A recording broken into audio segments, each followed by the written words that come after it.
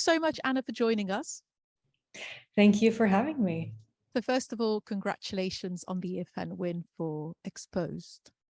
Thank you. How was that? How was your evening? It was fun. It was a great programmed evening. I thought the films worked brilliantly together, and it was fun seeing the other filmmakers work as well. And it was great getting to show Exposed to an audience as well, because the film premiered during, I don't at this point remember which lockdown it was, but it was one of them, and I didn't get to see it properly with an audience. It was only filmmakers who had films participating in this festival that got to screen films and see other people's work, essentially. So it wasn't a proper festival viewing, and then it went on to screen at other festivals, which I was unable to travel to because of restrictions. So it was my first time at the Garden Cinema with the EFN to properly see it with an audience. So that was great fun. A little bit nerve-wracking, as it always is. But how did you find the audience reactions, actually? What were the audience reactions? I know it being a Norwegian film, of course it had subtitles, but I think people I got the sense that people were concentrating to sort of follow it and pay attention to what was being said, because there is a lot of dialogue in it. But it's always interesting sensing people's reactions, whether it's verbal or just that atmosphere in the screening room as well. And it was good. I didn't expect to get the Critics Award, though. That was unexpected. That was an unexpected twist, but it was great and great for everyone involved in the making of the film as well. But yeah. What had been its trajectory up until then? It premiered at the Norwegian Short Film Festival in 2021, and then it went on to screen at various festivals in Europe and America. And like I said, I wasn't able to travel to any of them, unfortunately, but got some great feedback from here and there, programmers, people who had attended the festivals around the world. So that was great fun. And then it went on to premiere online at VIMEO. It got a staff pick, which was just incredible. Why this subject in particular, and the specific treatment of it?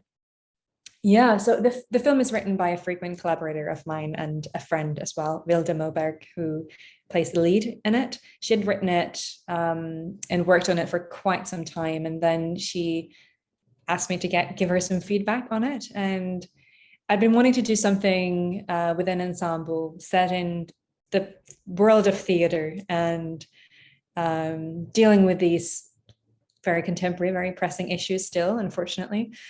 And it was just something about how it was written. I don't do this with a lot of friends who send me stuff to give them feedback, but in this case, I really wanted to direct it. And so I kind of, after, giving her some notes, sat down and said basically, well, if you're not going to direct this yourself and you haven't reached out to anyone else, I would love to do it. And then kind of threw a bunch of ideas at her. And from then on, we were just talking back and forth about how to go about it.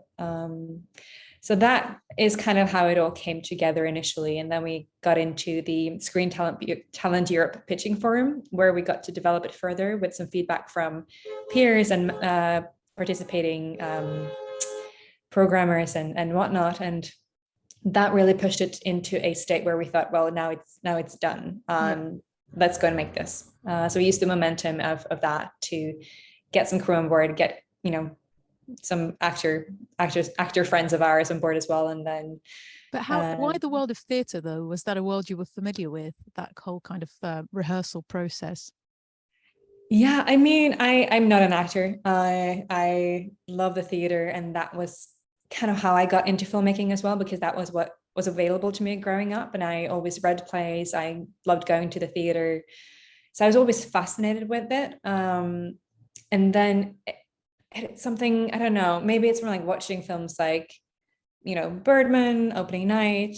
It's something about capturing that atmosphere on screen that I just, thought, well, if the story is right and it makes sense, I would love to, visit this world and see what I can do with it, essentially. Did the audience come up to you and comment on the film and their impressions of the film? Well, yes, people have come up to me after screening the film, which is always great. It's always great chatting to people and meeting new people, and letting one's work be an opening for that. But in terms of their feedback or comments specifically on Exposed, a lot of people talked about those final moments where, well, this is going to like spoil it a little bit, but when Magnus is sitting, in the theater, naked, essentially, and in his weird, twisted way, kind of showing solidarity with the protagonist as well, and what she has to go through. So people have a lot of comments on that, and it's interesting to hear their takeaway. And I never tried to because a lot of people had questions about what was really happening, and wanted to get into the character psyche, and I think it's all there. And it wasn't questions like I didn't understand what was happening, please break it down for me. It was more their ideas, sort of, and impressions, right, kind of reflected back to me. And I think it's just interesting answering that back with a question, and not really enforcing a message or impression upon audiences.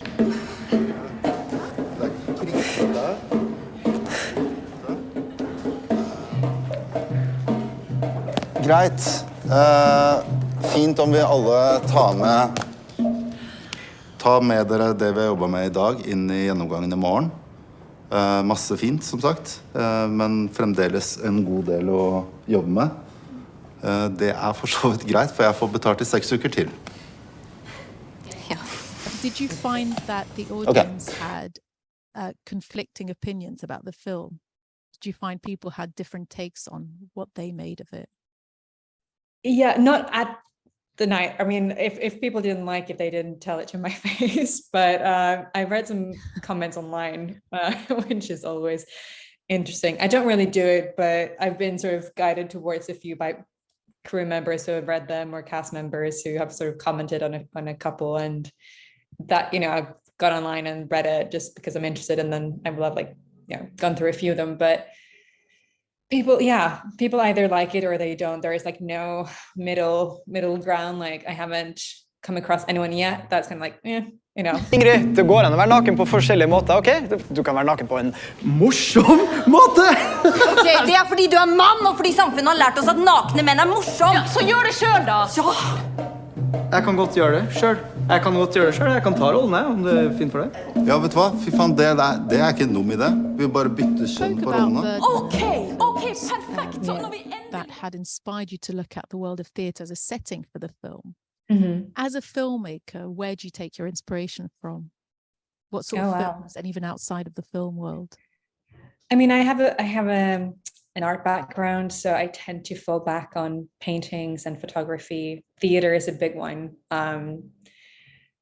Both seeing, plays, new and classical, staged, and reading plays as well, reading books, talking to friends, being out in the world, watching films as well, obviously. But I tend to not solely draw inspiration from other films or filmmakers. There are certainly some who have informed me and my work more than others, but I'm not interested in copying other people's work.